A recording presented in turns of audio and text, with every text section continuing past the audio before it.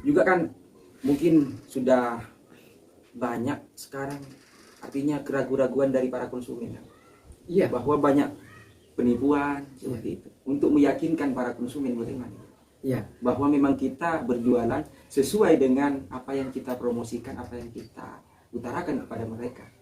Seperti banyak kan di pasar-pasar promo atau diskon harga 50%, itu gampang sebenarnya. Itu ada teknisnya itu sebenarnya. Jadi kalau di era saat ini kalau masih menggunakan cara-cara yang klasik dalam artian masih jual ke pasar, itu lambat.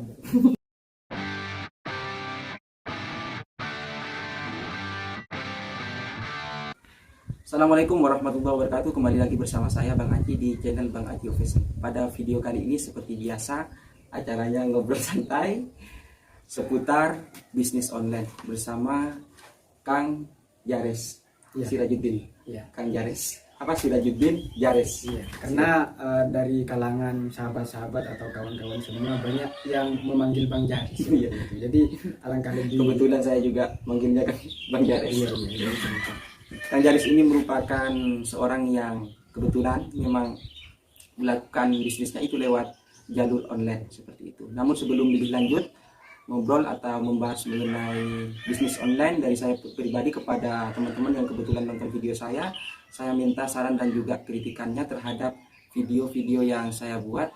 Bagaimana video yang saya buat ini lebih bermanfaat atau berguna kepada orang banyak seperti itu.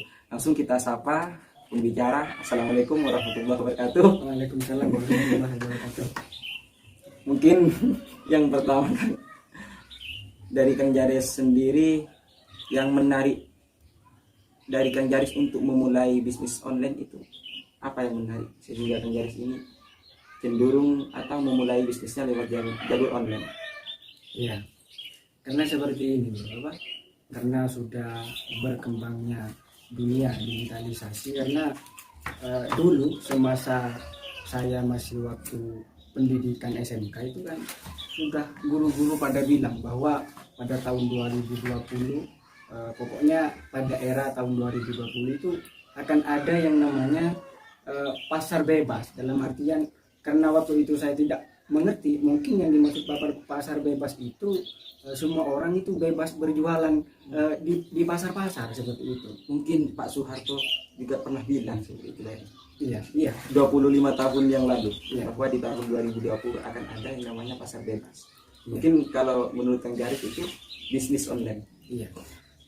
Jadi kalau di era globalisasi saat ini, kalau kita tidak bisa melakukan transaksi atau jual beli online itu saya kira sudah ketinggalan zaman. Karena prinsip saya itu kita harus bisa memanfaatkan fasilitas yang ada, contohnya HP Android itu kan.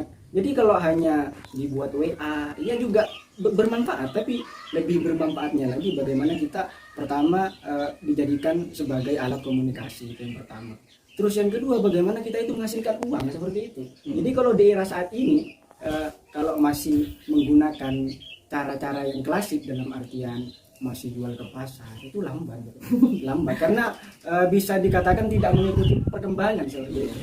Jadi memang untuk di zaman sekarang itu lebih efektif kita melakukan bisnis secara online. Iya, online.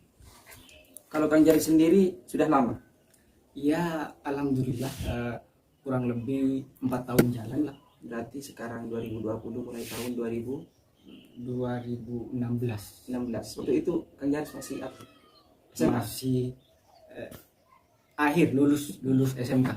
Lulus SMK.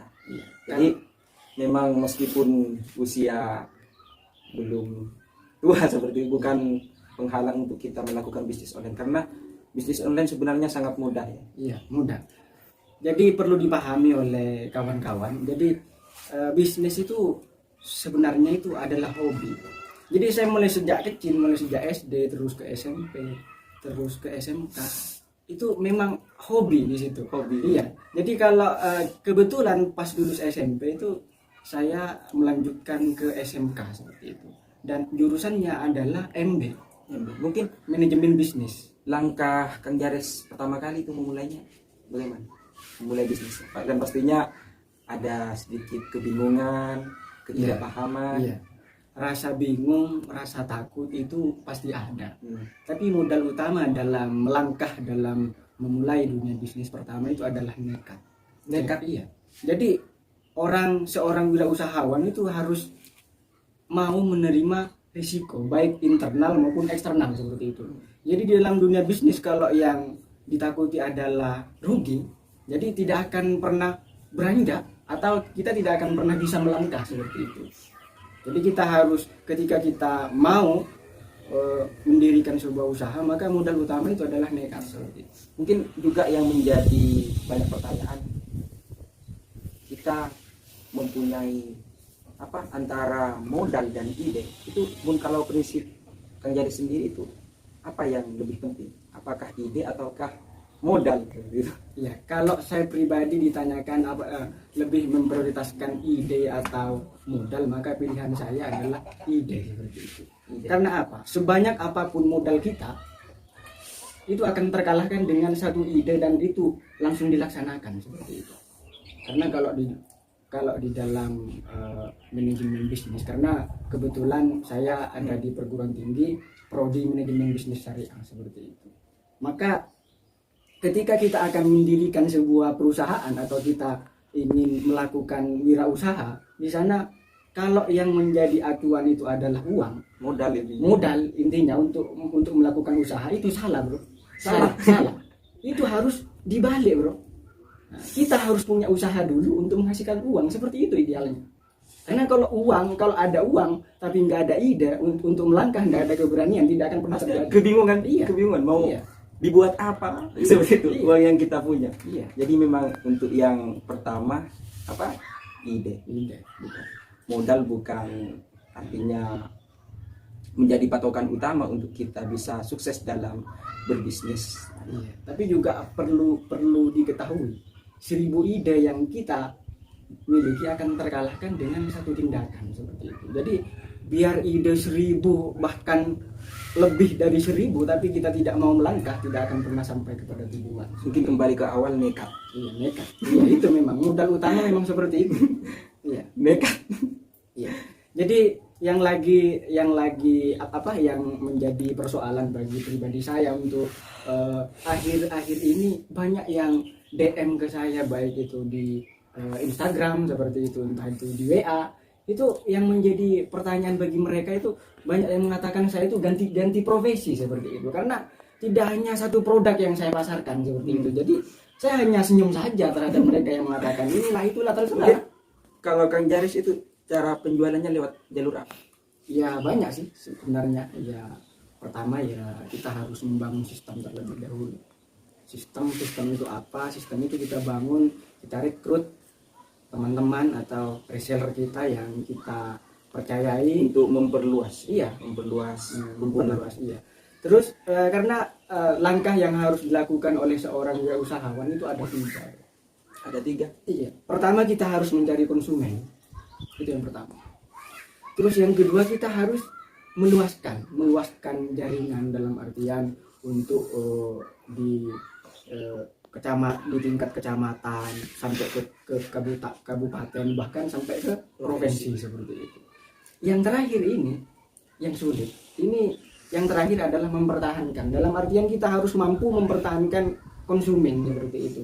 Langkah awal agar konsumen itu tetap bertahan kepada kita, pertama branded dari produk yang kita pasarkan ini harus sesuai kualitas. Juga kan mungkin sudah banyak sekarang artinya keraguan-raguan dari para konsumen kan? Bahwa banyak penipuan seperti itu. Untuk meyakinkan para konsumen bagaimana? Bahwa memang kita berjualan sesuai dengan apa yang kita promosikan, apa yang kita utarakan kepada mereka. Memang kita itu tidak pernah lepas dari yang namanya keraguan-raguan. Saya pribadi juga ketika dulu masih menjadi konsumen, mau beli ini takut ketipu, itulah seperti itu. Mungkin kejujuran juga.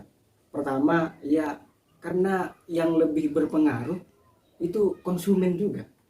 Contoh, saya memasarkan satu produk, misalnya produk A misalnya. Jadi ada satu yang transaksi terhadap saya itu biasanya itu ngomong itu biasanya. Ngomong ke temannya, Iya, sahabatnya. iya, itu yang Tetangga. akan berpengaruh untuk membangun sebuah kepercayaan seperti itu. Iya sudah, seperti itu sudah. Karena memang sulit untuk menghilangkan hal itu, memang sulit seperti itu. Karena ya saya pribadi tetap melangkah, ya Bismillah sudah, nekat pertama, ya karena kalau acuannya hanya takut tidak ada yang transaksi, dalam artian tidak ada yang membeli, itu hal yang biasa. Karena bisnis bagi saya pribadi ini adalah hobi. Hobi. Iya, nggak laku juga Senang. saya tidak akan pernah bangkrut seperti itu. Laku ya alhamdulillah seperti itu. Makanya untuk memulai di dalam bisnis itu harus kita senangi dulu. Kalau kita sudah tidak hobi, apapun sehebat apapun pekerjaan seseorang, itu ketika kita mengelola, kalau kita sudah tidak hobi, maka tidak akan pernah Bosan. berjalan. Iya. Karena sebenarnya yang kita lihat itu, karena mayoritas yang kita lihat dari mereka itu yang sudah sukses hari ini, itu yang dilihat kesuksesannya sekarang, bro. Itu sebenarnya itu yang salah. Yang kita lihat bukan kesuksesan yang sekarang. Langkahnya orang yang sukses itu seperti apa saja yang dilakukan. Itu yang harus kita banggakan, itu yang harus kita jadikan sebagai motivasi. Seperti itu. Karena mayoritas kalau saya mengatakan orang Indonesia ini rata-rata SMS. Iya, SMS maksudnya. apa itu SMS? Susah melihat orang senang, senang melihat orang susah, seperti itu. Ketika ada orang yang sukses, itu banyak yang iri sudah. Iri dalam kebaikan, ingin bersaing, silakan. Karena bagi saya pribadi semakin banyak pesaing, maka itu menjadi motivasi bagi saya. Bahwa kita harus lebih meningkatkan Iya. dari segi kualitas. Iya. Banyak orang ketika tersaingi dengan produk yang sama, dengan harga yang sama, itu banyak yang inilah itulah. Dalam artian itu tidak rela. Itu hal yang salah seperti itu. Kalau bagi saya, semakin banyak pesaing, maka itu semakin semangat bagi saya. Jadi kalau dari produk, walaupun produk sama, harga sama, tapi teori kita yang berbeda. Ya kan? Jadi kita harus cantik lah cara mainnya, baik itu main di promosi. Itu kan sebenarnya banyak yang sering kita itu tertipu dengan Barang-barang. bukan dengan cara mereka, seperti banyak kan di pasar-pasar promo atau diskon harga 50%. Itu gampang sebenarnya, itu ada teknisnya itu sebenarnya. Ya, ada yang benar-benar promo, ada yang benar-benar diskon, tapi harga diskonnya itu sudah ada fee-nya seperti itu. Mungkin teman-teman yang ingin belajar lebih lanjut mungkin bisa chat langsung ke Kang Jares. Ya, monggo, silakan. Mengenai diskon, Iya. apalagi Jadi mengenai promo-promo. Ya, sebenarnya itu juga taktik itu. Ketika juga ada beli 2 gratis 1, itu juga sebenarnya itu teknis untuk menarik pelanggan. Bagaimana pelanggan itu tertarik kepada produk yang kita pasarkan. Ini sebenarnya konsumen itu ketika ada sesuatu yang baru itu sudah mulai tertarik seperti ini. Karena di dalam dunia bisnis itu kita harus mampu berinovasi seperti itu. Karena tidak semua orang itu keinginan dan karakteristiknya itu sama seperti itu. Jadi tidak semua orang seperti itu. Jadi biasa ya. Cuma motivasinya saya melakukan seperti ini, pertama kan kita sebagai seorang laki-laki, kita kan harus bertanggung jawab kan. Iya kan? Iya. Terus tadi yang pertama konsumen, yang kedua kan prinsip dalam bisnis. Pertama kita harus mencari konsumen. Dan yang kedua meluaskan. Yang ketiga mempertahankan. Mungkin untuk meluaskan. Ya, untuk meluaskan ini kan salah satu sistem yang saya bangun, karena ini Dari pengalaman. Iya, dari pengalaman ini sebenarnya tidak boleh saya katakan untuk dipublikasikan seperti ini, karena ini rahasia perusahaan. Bisa-bisa saya bangkrut. Gimana? Mau dipublikasikan apa enggak? Ya, Kalau untuk misalkan peluasannya ini intinya yang kesimpulannya itu adalah sistem seperti Sistem. itu. Kita harus bisa membangun sistem untuk gagal sebenarnya. Dalam hal apapun tidak ada kata-kata gagal. Kata-kata gagal itu ada apabila kita itu menyerah seperti itu. Jadi selagi ada susah, ada senang. untung dan rugi itu biasa. Biasa itu memang, dan itu memang risiko yang harus kita hadapi, karena risiko risiko itu yang harus kita hadapi, karena